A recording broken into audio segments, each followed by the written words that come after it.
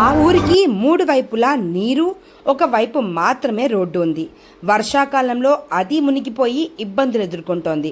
పిల్లల చదువులు, ఆసుపత్రులకు వెళ్లాలన్నా ఇబ్బందులు పడాల్సిందే. ఈ క్రమంలో విజయనగరం, గజపతి నగరంలోని శాసనపల్లి నగరంలో బ్రిడ్జి నిర్మించాలని ఓ గ్రామస్తుడు చేసిన వీడియోకు AP deputy CM Pawan Kalyan స్పందించారు. జిల్లా అధికారులతో మాట్లాడి శాశ్వత పరిష్కారం అందించేలా కృషి చేస్తామని హామీ ఇచ్చారు.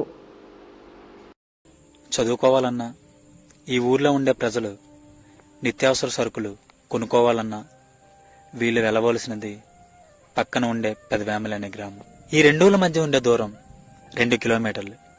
కానీ ఆ 2 కిలోమీటర్లు చేరుకోవాలంటే మధ్యలో ఉండే 200 మీటర్ల గడ్డ దాటాలి.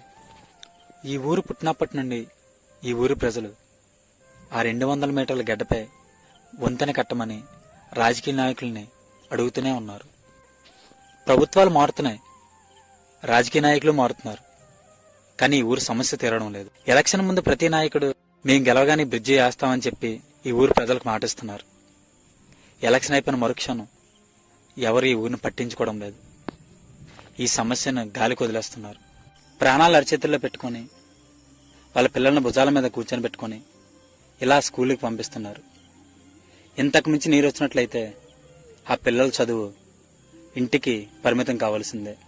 ఈ బ్రిడ్జి వేయకపోవడం వలన సంవత్సరంలో 4 నెలలు పిల్లలు ఇంటి వద్దే ఉండి చదువుకోవాల్సి వస్తుంది. చివరకు 300 గడప ఉండే గ్రామం 100 గడపకు చేరుకుందంటే కారణం పిల్లల చదువు కోసమని ఈ ఊరు ప్రజలు వలస వెళ్ళిపోవడం.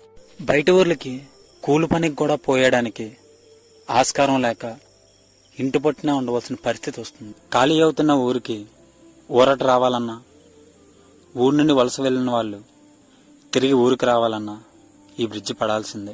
ఈ బ్రిడ్జి వేయడం వల్ల ఈ ఊరొక్కటే లాభం పొందదు. గజపతి నగరం నుండి గంటెడ మీదుగా ఎవరైనా సరే అనకాపల్లి వెళ్లాలనుకుంటే ఇదైతేనే తక్కువ దూరం.